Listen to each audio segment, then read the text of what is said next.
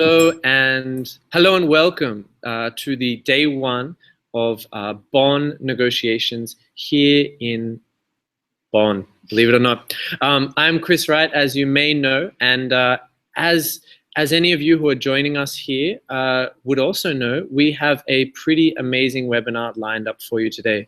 We're going to be talking about the negotiations here, as well as all of the some of the key, I guess, issues that we're going to address this week. And we have some very special guests to help us address those. To my right here, or my left, depending on where you're looking at, southern or northern hemisphere, you know, the world spins different. Yep. We have Isabel Bottoms. Now, Isabel has been going to the UNFCCC conferences since 1735. However, also 2008 was her first conference, just in spirit. She's been campaigning on climate change since the pre-industrial era, but she also now works with an organization called Track Zero, who's been pretty critical in getting the some of the key issues here forward in the negotiations. Isabel, why don't you say hello? Hi, I'm Isabel. I'm from Wales, and yeah, happy to be here in Bonn, talking to you about some of the key issues that are happening this week. There's lots of youth around us as well, which is great to see. Yeah, and as you can see, we are live here from Bonn. You can see behind me, I'll see if I can do this finger right, Bonn, Germany, Climate Change Conference. Yep, so that's the official accreditation of the UNFCCC. And you might be able to see over here on your screens is our two other participants ready to join us. Now, on the left or the right, again, depending on southern and northern hemisphere, we have Diana Jane. And Diana is the lead representative for Sustain Us here. And Sustain Us is one of the key US youth organizations working on climate change. Diana, do you want to say hello? Yep. Thanks, Chris. Hey, I'm Diana. I'm really excited to be here talking with you all for my first time here in Bonn and talking about our priorities, especially from a youth climate movement perspective, what we're really paying attention to here in Bonn. And Diana, it looks like you're joined by a friend there. Who is that on your shoulder? Hi, my name's Fatima. I'm a campaigner here for an NGO, but also as part of the UK Youth Climate Coalition. I've been here many times before during my first COP, and this is my second intersessional this year.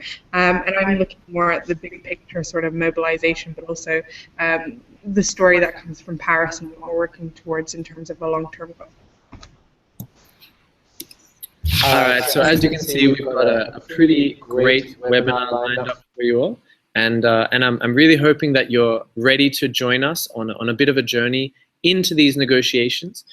We haven't been inside the negotiations for a little while now, so it might be a little bit scary and we might get a little bit technical, but don't worry, we'll be sure to smoothen that out. I definitely know that Diana and Fatima don't really go into the negotiations so much, so we'll keep it at their level for all of you. But saying that, Isabel, what is going on here in Bonn, and what are some of the key, I guess, issues that might be happening this week? So there are various methods that some of the chairs and the facilitators for these sessions use to engage parties and to speed up the process, because there's 195 countries involved in a consensus-driven process that is not an easy task to coordinate. So one of the things that's happened since the last session is that the co-chairs have produced what they call a tool, and this tool is kind of an amalgamation of all the parties' propositions over the last couple of months, and then they've split them up into three parts. And the first part is what they would see as being part of an agreement, or what could go into an agreement that is finally kind of agreed in Paris at the end of this year. The second kind of bucket of text is that might be put into a COP decision, which would be things that you don't have in a binding agreement, you have in very different formations. And then there's bucket 3, which is bits of text and proposals that could be put into either the agreement or a COP decision and are kind of source material, or they just haven't been decided on as to where they will go. So for this week, it's primarily a sort of placement exercise. What do we put into buckets 1 and 2, and how do we prioritize between them? All right, so we're getting a bit technical pretty fast. And for those of you who are kind of watching along and this is a bit new, don't worry, this is new to everyone here, even the negotiators themselves. So let's go backwards a little bit. And so you talked about the co-chairs. Now, why are they suddenly playing a role? Why are you suddenly talking about them instead of just talking about the country negotiators? Why are the co-chairs suddenly important? Well, as I said, it's complex to kind of corral lots of different countries with very different positions. So you've got all the way from Saudi Arabia as a classic example of as an oil-producing country, it wants to preserve certain parts of its economy and it wants to develop in a very particular way, all the way to far more progressive countries that are maybe particularly associated with small island states because it's essentially their survival is at stake with climate change and they're already feeling the worst effects of it. So we're talking like the Philippines, or are we talking like Samoa? Are we talking like Australia? I think you're probably, for small island states, we're talking about Tuvalu is a very famous one, Fiji, Kiribati. There are many. The Marshall Islands, that's a particular champion that we're hearing a lot from at the moment. Okay. So there's kind of this huge spectrum of positions on this issue, which in the end, climate change, it affects absolutely everything, your whole economy, all of our societies, all of our different livelihoods. And so this is all being negotiated in one process that's extremely complex and has to be done in a very kind of conscious and careful way. So talking about that process, Diana, what do you think are some of the key things being discussed? We just heard that there might be a few different procedural issues going on, but what are some of the key issues? Yeah, some of the key issues going on here right now in Bonn are, first of all, is talking about ambition and specifically what is going to be in the text that enables this to be an agreement that we can increase ambition over time. It's pretty clear to us that when we all come to the table in Paris that we're not going to be left holding all the pieces that enable to a climate stable pathway to remaining below 1.5 degrees or even 2 degrees. And so how are we going to move forward with an agreement that enables us to increase ambition of what the countries are putting forward over time and how we analyzing the different commitments that are all coming together. So I think that piece is one really important. There's another big piece called Workstream 2, which is a big wonky term, which to put that in a storyline is just when the mandate came out to make this agreement, there's Workstream 1, Workstream 2, and Workstream 1 is what will be taking effect in 2020. That's the Paris Treaty that we're all talking about. And then Workstream 2 is also very important, and those are the pieces that are happening before 2020. And there will also be a decision happening in Paris around how to move forward in that area. So the Workstream 2 discussion is really big this session. And then a final big piece is the kind of overall vision that this text is putting forward that we call the long-term goal. There's a lot of discussion and a lot of different proposals forward for what this text should signal as an overarching energy and overarching effort that we're all coming together as a global community to move forward on. And so what that will specifically say is a big topic here in Bonn. It's interesting you mentioned the long-term goal. Izzy, your organization has worked quite a bit on that. And I guess it's been something that is difficult for some, is easier for others to kind of understand. So why don't we break it down a little? What is the long-term goal?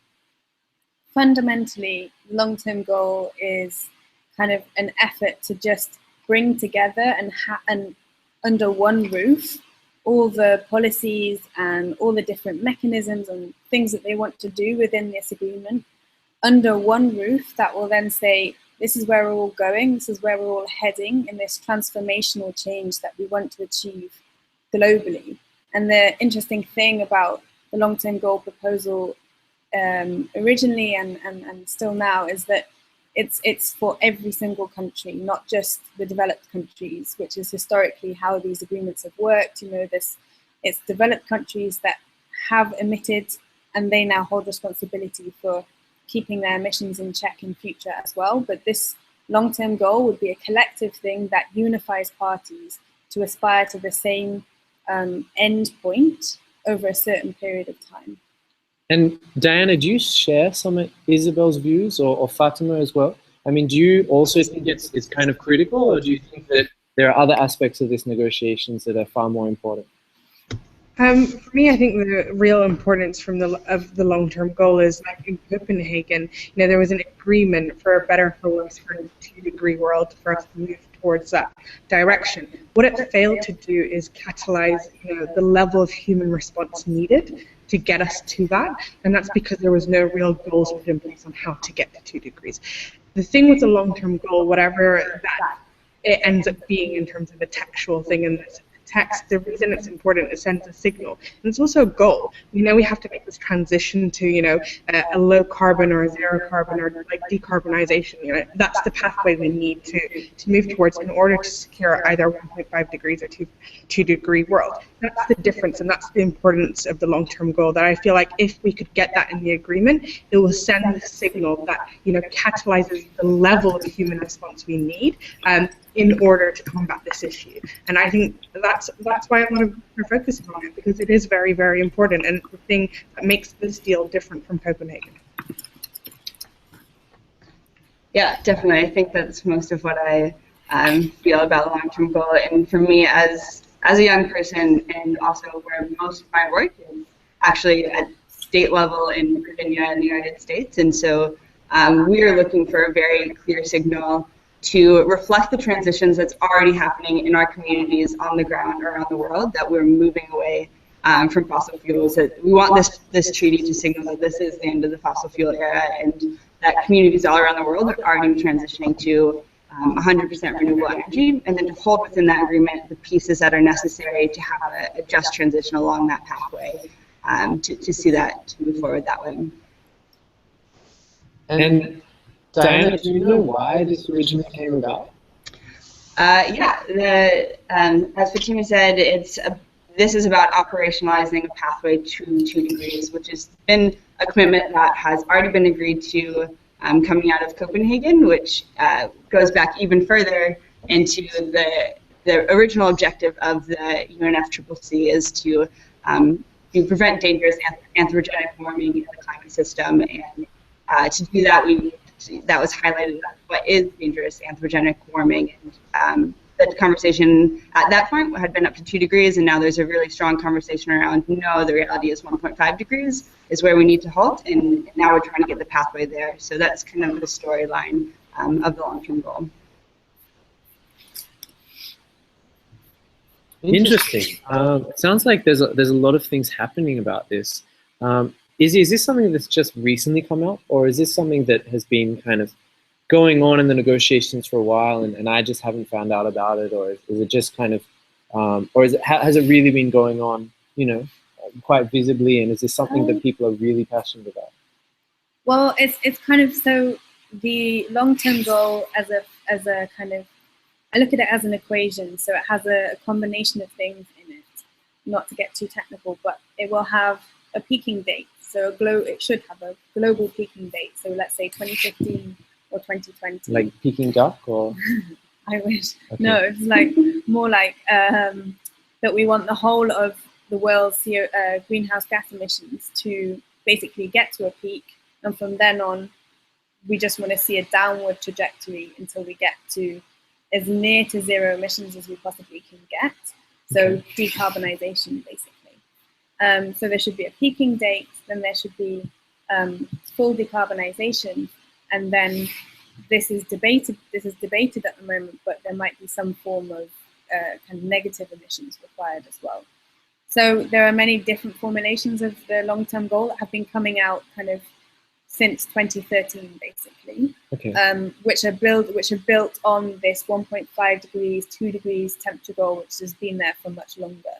And that has come from this need to say, well, what does that actually mean? I need to translate that into something that I can understand on various levels and that we can quantify as well. Yeah. So the long-term goal has all these different formulations coming from different parties and different groups of parties. So in this process, they often negotiate in blocks or political groups, whatever you want to call them. And there are many like of those. friends and such, or friends, maybe not just friends. You know, like people that you have the same position on for two things, but you would disagree with them on another two things. Even those still get together. So who gets together on the long-term goal? Who parties around long-term goal? Yeah, who parties around the long-term goal? Okay, we've got AOSIS countries, so the Alliance of Small Island States, because as I said, they tend to include the most vulnerable small island states in the world.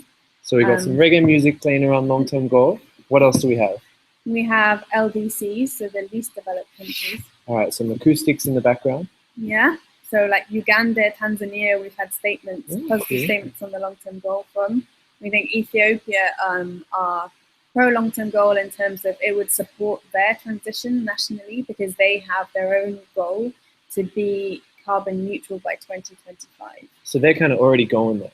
Exactly. So that's one of the demographics of supporters is that they have a national goal and they want to see an international goal which would support them, because in the end that would make it cheaper, easier, and yeah, would just generally aid the transition.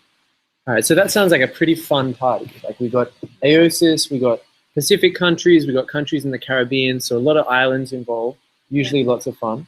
We got a few kind of East African countries, also great fun, great food. I think they could cater the party, probably. I'd definitely go to an Ethiopian dinner.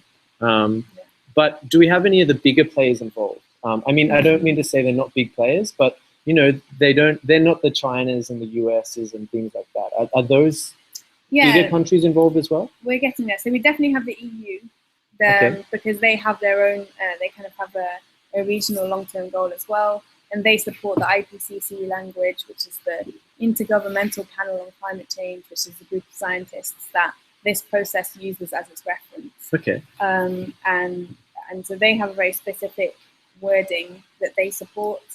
We have Latin American countries, but we also have the G7, which is made up of France, Germany, Italy, Japan, UK, and the US and the EU as a grouping as well. So we have the party organizers there. We do. You know, the G7. They can fund the party, get some nice DJs in and things like that. We have the caterers. So, you know, some great East African food. We have some wonderful kind of music on the way from the Caribbean and the small islands. Are there any blockers right now? Are there any people trying to stop the party, you know, call the police and make some noise complaints kind of thing? So there's just one last, I think, really big country that I'd like to include, which is Brazil. And they very, very recently came out with a joint statement with Germany to support kind of this global economy decarbonisation, which is during this century. So that's a strong statement from one of the big emerging economies. So and the US as well, in its kind of INDC that it submitted in the last year, that's also got a long-term goal kind of favored in it too. But we do have blockers, and they are, some of them, the usual suspects. The usual suspects. Who are they? So we'd say so these like the grumpy grandparents calling up the police, like, excuse me, there's so much noise happening over there. Who are they? These are the ones that want to maintain their kind of core source of money, basically, nationally. So we're talking about fossil fuel producers in the main part, and then others that might feel that this is just, so on the more radical end, you have some that would say this is a chance to kind of spread the load in a way that we don't want to see happening. We don't think developed countries should get out of their responsibilities. But that's not what the long-term goal would do, because you would then add detail to your overall goal and say that we have differentiation, is what it's called here, but basically we have different responsibilities for achieving the same overarching goal, and that's totally being discussed during this session as well. Right. So Diana and Fatima, you're both from countries where, you know, they might be some of these, you know, fossil fuel producing countries and such like that, but it also seems that, you know, the US and UK were named as people who support this. Why do you think that is happening? How can you be these kind of larger fossil fuel countries, as well as supporting this long-term goal?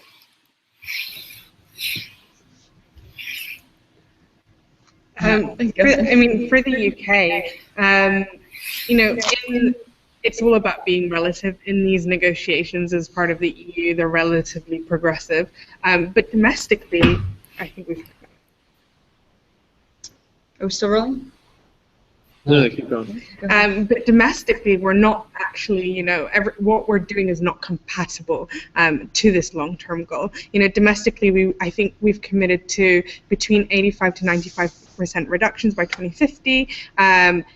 But domestically, we're seeing this huge road being created towards fracking and shale gas, and the government has openly supported this and said that this is their priority to develop shale gas. And we're hoping something like the long-term goal on an international level can equip domestic campaigners or domestic movements with the ability to go back to their governments and say, you've committed to a long-term goal, and what you're doing domestically is not compatible.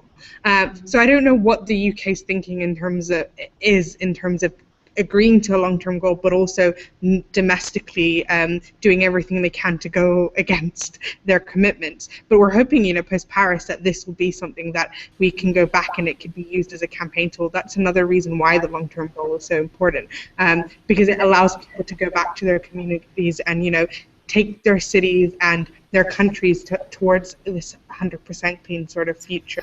So that's when sometimes the international is more progressive than the domestic, and that's not necessarily a bad thing. We can take that ambitious international commitments and take it back to the domestic and make sure they're on par.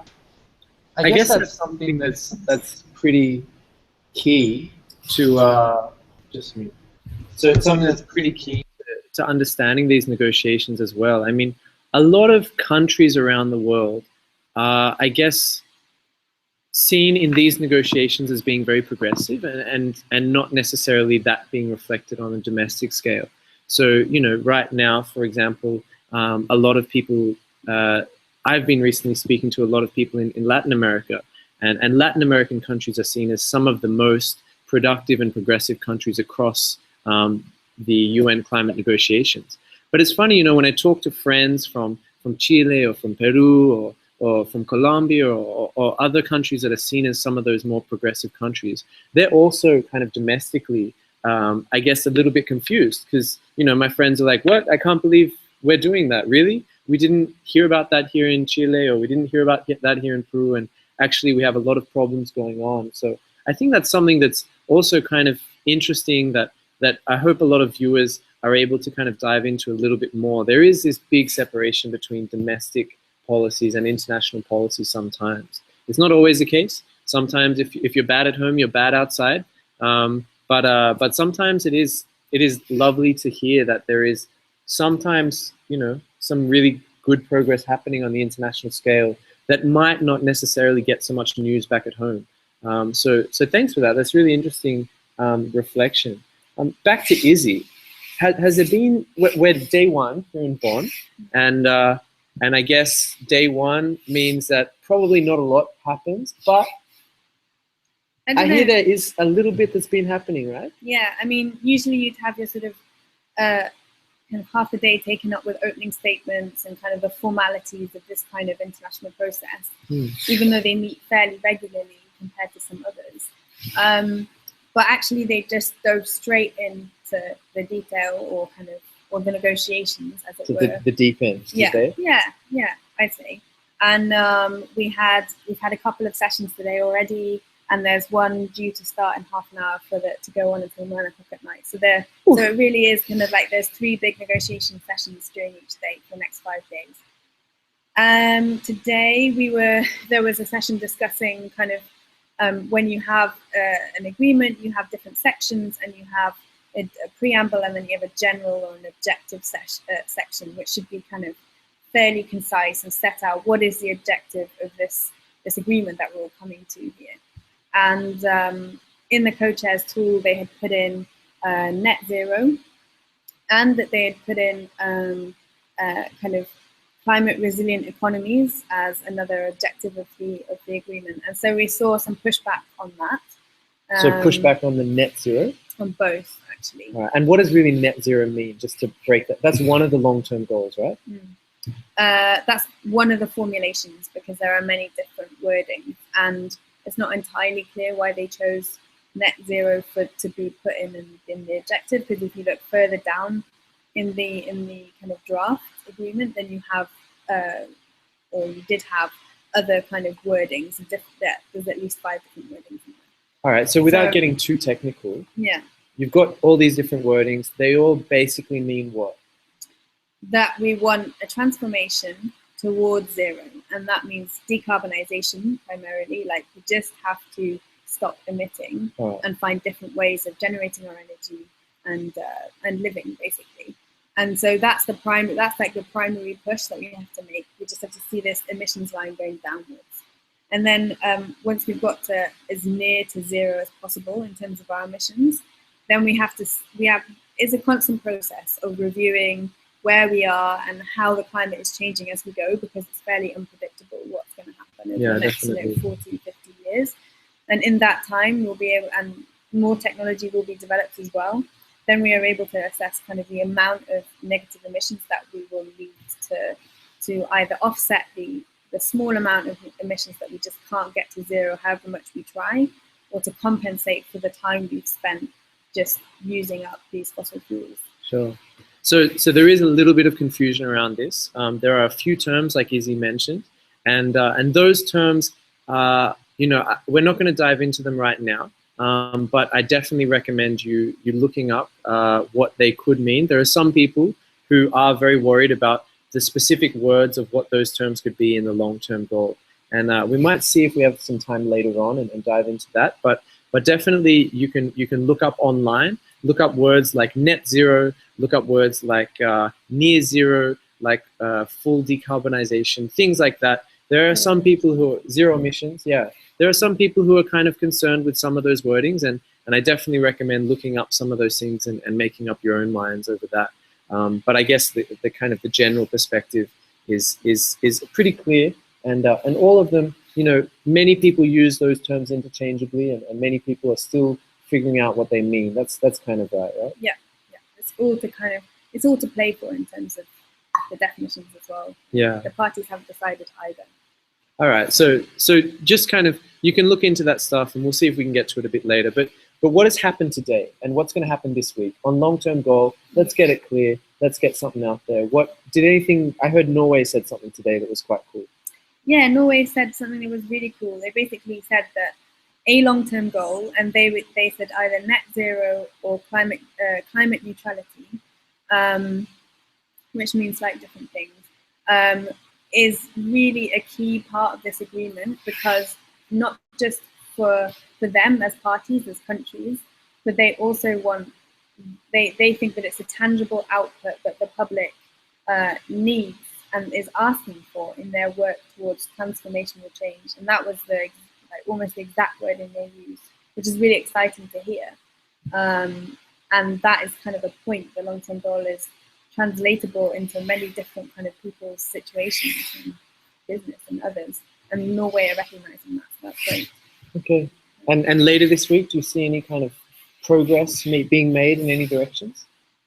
I think it's really hard to tell at the moment. Yeah. Too hard to tell, and we'll be checking in with you pretty much every day, and we'll be keeping you updated. If Izzy has any other kind of quick updates for you, we'll be passing those along as soon as we can. Diana and Fatima, I guess you're more of the kind of the activist vein and trying to translate some of these goals from the climate negotiations into some real world mobilizations, because we live in a bit of a fairyland here.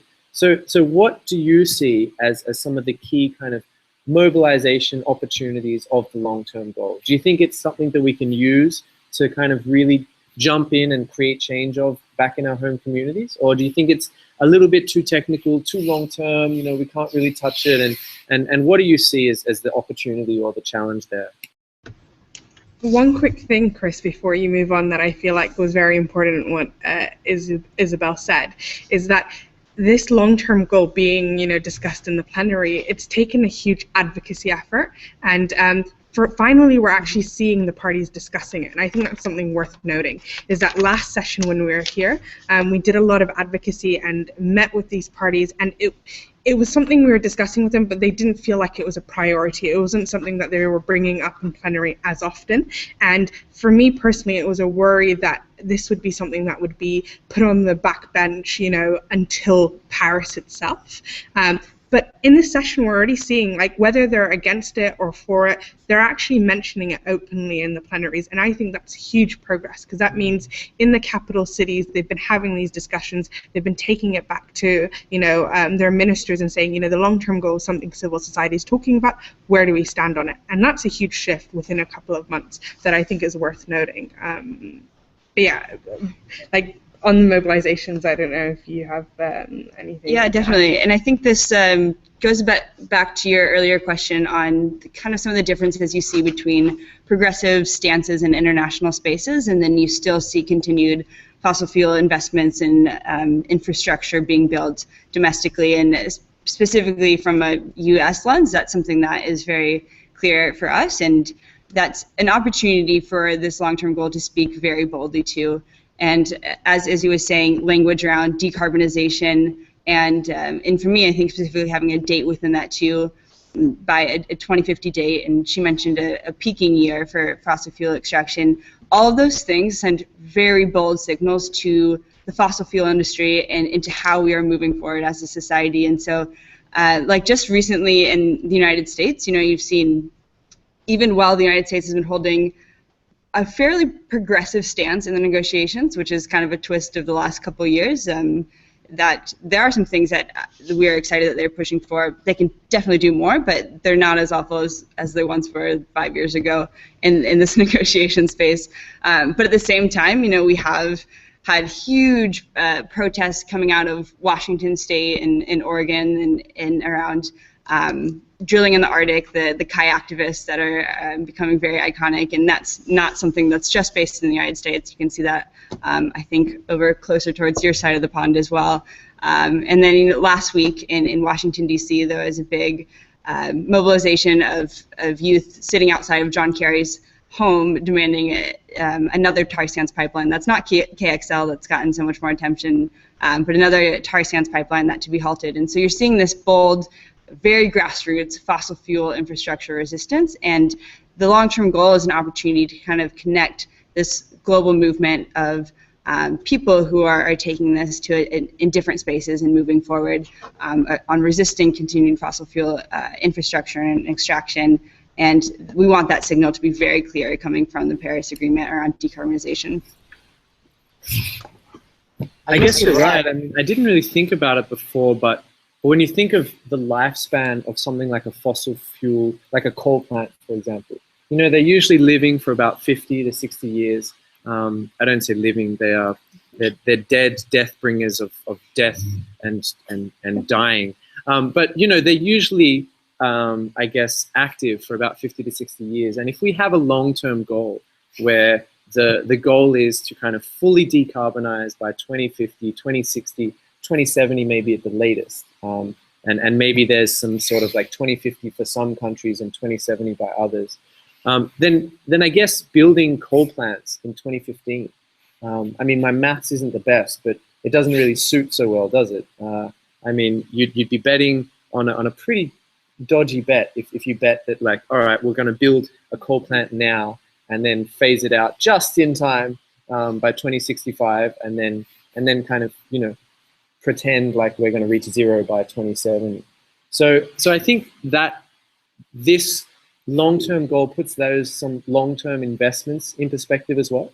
And I think that for those of you out there writing about coal, writing about oil, writing about gas, most of these investments have about a 50 to 60 year life cycle, and most of these investments also don't give return on investment till about 20 to 30 years into it. So you are kind of betting on something that is locking us into some long-term difficulties, if you like, and long-term challenges. So that's kind of interesting to think about how this long-term goal can feed back into the short-term goals of making sure this transition happens fast and as equitably as possible.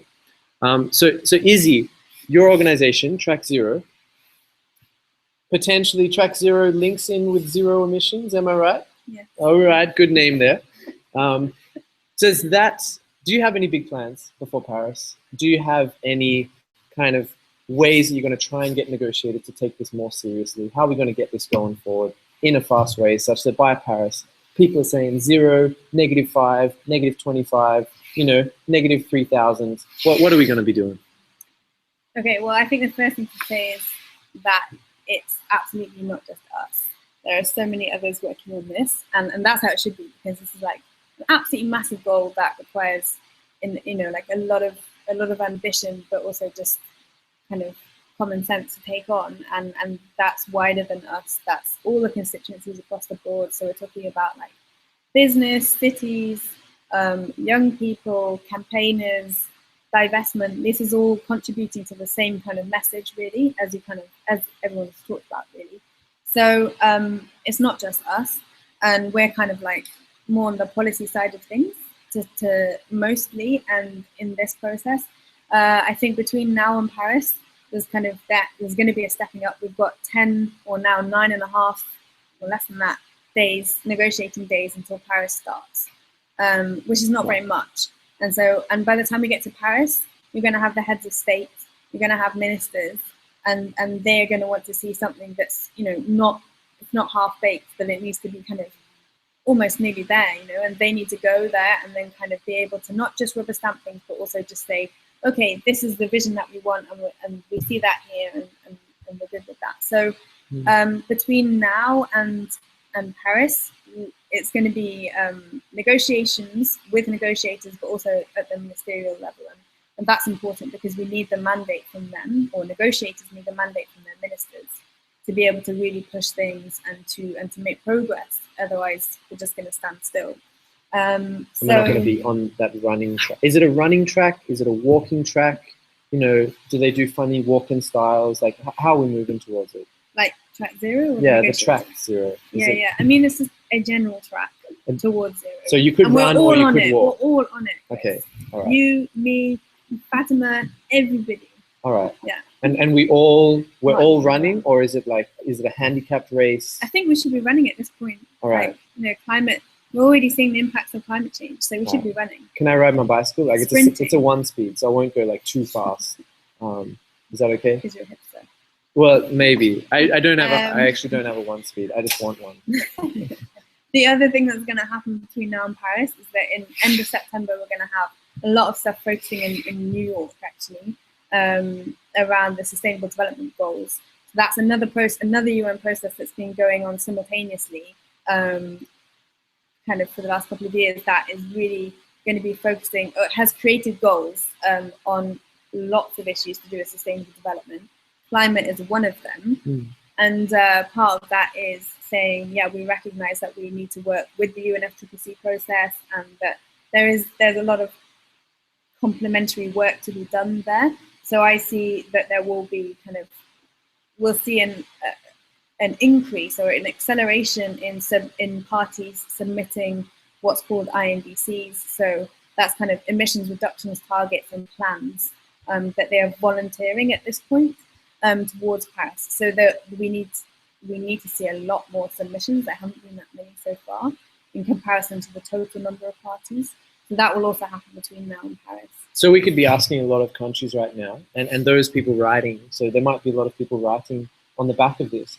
They could be writing about why their country should include a long-term goal in their INDCs. Is that right? Absolutely. It's really important that the INDCs contain long-term goals, whether it's national or like support for an international long-term goal, or ideally both, because then you get, as civil society, as a fellow party in this process, you get an indication for where this country's priorities lie. Sure. And it really kind of takes up some of the slack of the negotiating time. Okay. So we're going to pass over to Fatima and Diana in just a little bit. But before we do, I'd like to remind everyone, I'm sorry I haven't done this so far, but if you want to get involved in this conversation at all, if you want to ask a question, just feel free. You can use the Facebook event page. You can use Climate Tracker 2015 Facebook page. or you can use the Twitter. And there's already been a few questions coming in on the hashtag #CallForClimate. And if you have any other questions, now's the time. I'll be checking those hashtags and such, and making sure we include your questions. There's already a few questions that we've had from trackers in Madagascar and such, and we'll be bringing those along board very soon. But if you have any other questions, now's your time. Jump on board, Twitter, Facebook, or if you have my email, you can email me. But before we jump onto those questions, Fatima and Diana, you're both kind of active in the road to Paris, the path to Paris, the track to Paris. We're going to be getting on some segways on the way to Paris. You know, unicorn scooters on the rainbow to Paris, whatever it is. You're on board on that. Do you see any key moments on getting this long-term goal across the line on this journey towards France, capital of that being Paris?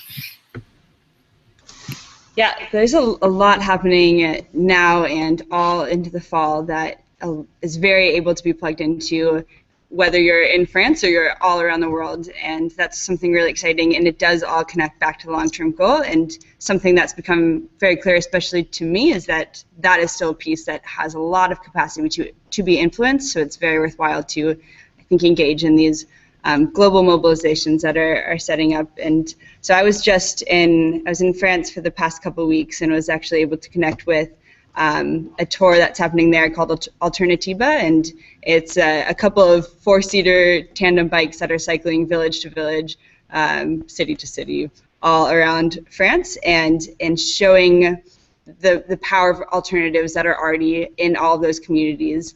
And that tour ends on September 26th in Paris, which will be one big global mobilization. That there'll be a lot happening in Paris, but it's important to know that that is a distributed day of action. And I know that we're starting to think about what trainings and mobilizations will be happening the same day in the United States. So there's a lot of opportunity to take that home.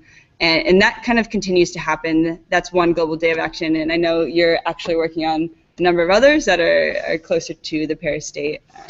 Yeah, I mean, the Alternativa one is a big one. And then there will be in October, I think, a global day of action for Reclaim Power. And then the one that I'm working on is the global mobilization the day before the Paris conference starts. So on November the 29th, and in some places the 28th, there's going to be global marches really signaling to leaders, you know, that we are already making the transition and giving people the first say on the Paris COP. So there will be hundreds of thousands of people on the streets in Paris, but also in London, Berlin, Sao Paulo, and across the world. There will be people marching. And those are the key sort of mobilizations that are happening, and there's people already organizing in cities.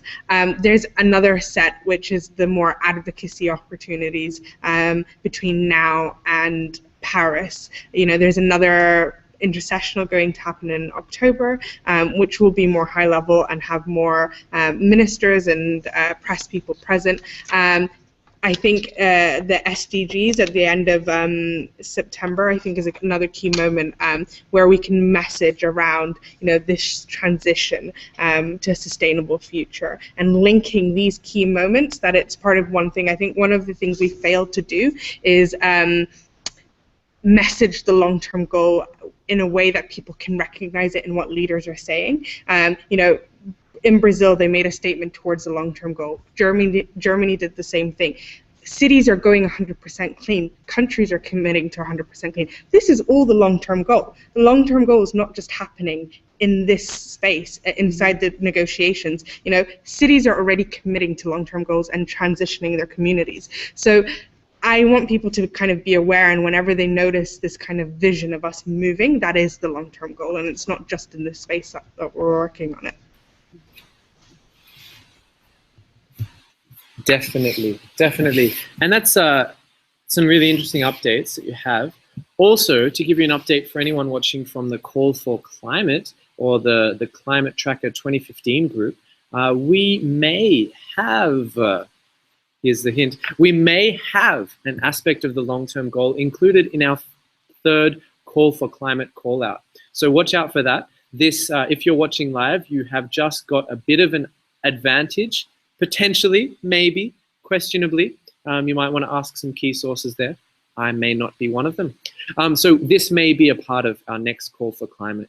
And I can't tell you exactly how now, but definitely taking this on board, linking in with Isabel, with Fatima, with Diana. They're all on Twitter. They're all active on Facebook. You can find them in NSA file 316. If you have access to that, they are readily updating that file on behalf of the NSA. But they're kind of active. They're open to people all around the world, and they love hearing from other people who are ready to join them and write some things. Izzy, being the policy, I guess, gnome that you are, sitting in the garden of the fertile garden of the UNFCCC policy, would you be ready for a quick 5-minute snap answer session where we get some of the questions that have been coming in and throw them to you? I'll try my best. You'll try your best. All right. Get ready, your dandelions. Here we go. So we have a question from let's see, from one of our Madagascan negotiators, climate trackers, Demoina, potentially going to be a negotiator pretty soon. You should see some of the articles she produces. But are there any kind of African governments who are really on board with this? We already heard Ethiopia, Uganda, was it Kenya? From memory? Tanzania, close to Kenya, but not Kenya, just to put it out there. I know the difference. But are there any other African countries who are kind of on board? Our Demoine is from Madagascar. Have you heard anything from them, or is there anything on the west of Africa that's coming out? I haven't. In general, you've got these statements being made on behalf of LDCs. Yep. So that contains a lot of African countries. They don't speak lightly of a group, that they don't make positions lightly. So you can kind of assume if they form part of a group and the group has made a statement, then that's kind of, that country has also agreed to that. And there's about 30 African countries in the LDCs, right? Or at least there's a lot. Yes, I can actually tell you the exact number. There are 48. So 48 LDC countries. Yeah. How many Africans? African, I don't know. All right, so there's a lot. So the LDC means the least developed countries. It includes Madagascar. Including Madagascar. There you go, Demoina. But for all those also interested, you can look that up. Just type in LDC UNFCCC in Google. You'll get a list of them. It's pretty easy to find out. They just include some of the poorer countries around the world, and unfortunately, obviously, quite a number of those are in Africa. What were you also going to do? I was just going to add. Obviously, it's great to have these group positions on something, because then you immediately got 48 countries or 44, however many, whichever the bloc has. But it's also really powerful to hear from in countries individually making statements. So it would be great if Madagascar made a statement in support of the long-term goal. It would be great if any members of the LDCs did it off their own back as well, because the more statements of support you have, especially in developing countries, the stronger the momentum for this goal. Or even better, I guess, if they made a domestic policy in Madagascar or a domestic policy in, Angola, for example, that said, bang, 2050, zero fossil fuels. They can go together, they can come one after the other. The committing to the international long-term goal could then mean they go home from Paris and say, right, yeah, we need to set our own 2050 goal, which is another purpose of it. All right. So we have another question from Cecile Marchand, who said, would it be possible to use the polluter pays principle to finance LTG, the long-term goal? So polluter pays principle means? That the polluter pays. Wow, good one. I'm really glad I went to Izzy on that one. So also, long-term goal, polluter pays principle. You just explained what that meant. Can they be linked? Well, historically, polluter pays have been used in other agreements at various levels, and it has its value. But I think the niche, or the real reason why the long-term goal has got such traction and interest is because it's not, to start with, it's a positive thing. As Fatima said, it's a goal. We're all working towards the same thing. It's like solidarity. We're in this together. That kind of notion, and the polluter pays principle kind of goes at loggerheads with that, I'd say. Okay.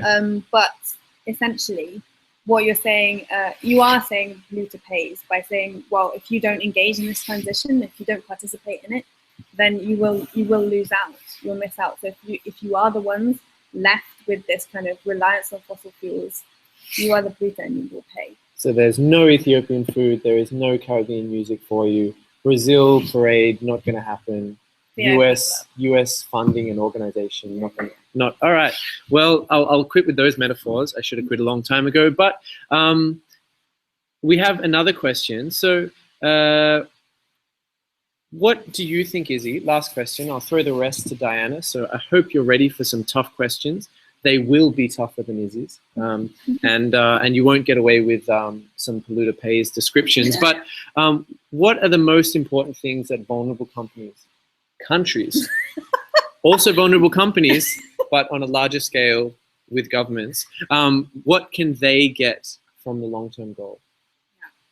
So for starters, they get, if we get the right formula, like I said, the right peaking date, the right rate of decarbonisation, and then this kind of indication that we will decarbonise as soon as possible, and ideally within the limits of science that the science have given us, then they have this reassurance that developed countries are working towards the same ends, which is their survival. Sure. If it accords with the pathway to 1.5 degrees maximum temperature rise.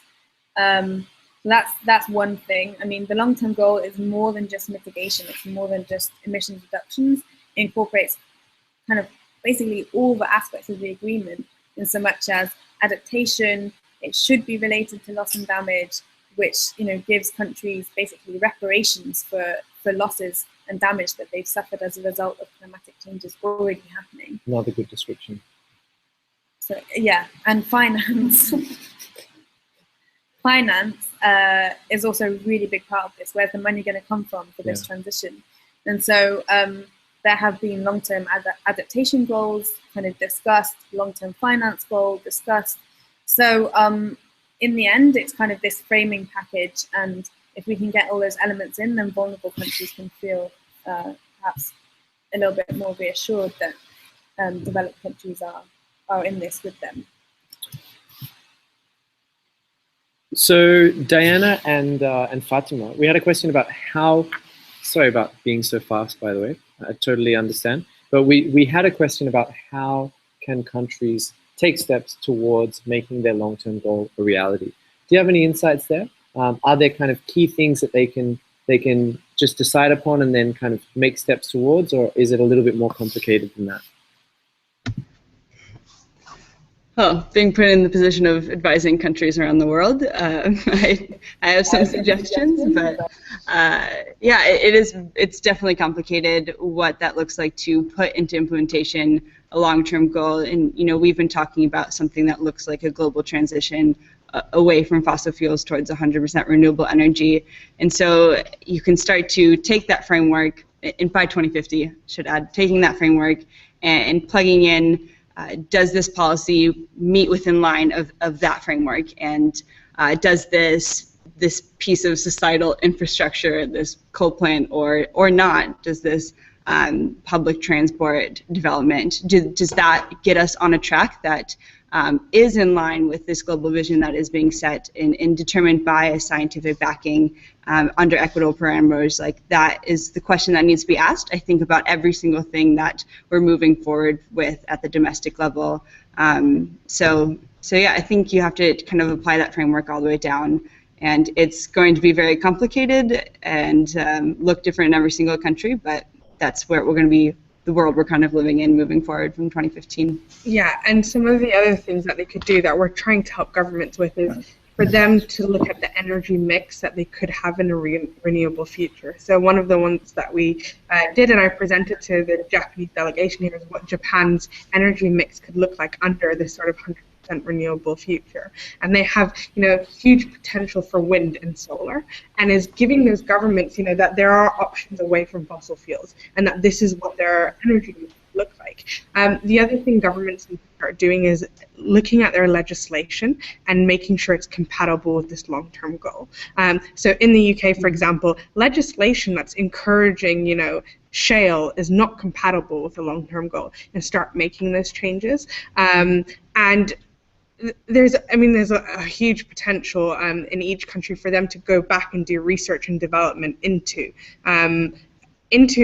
what their country could be doing to provide to do energy. And one of the first things governments need to start doing is stop subsidies for fossil fuel companies, because that's money that could be going into subsidize renewable energy, but also doing the research that is needed to create the sort of renewable energy that we need to make this transition. So there's a huge shopping list of things governments could be doing, and it's just getting them to do it.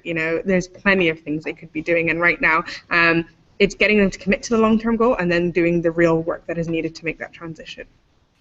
And then make a little comment as well. Yeah, just after me. So, no, go for it.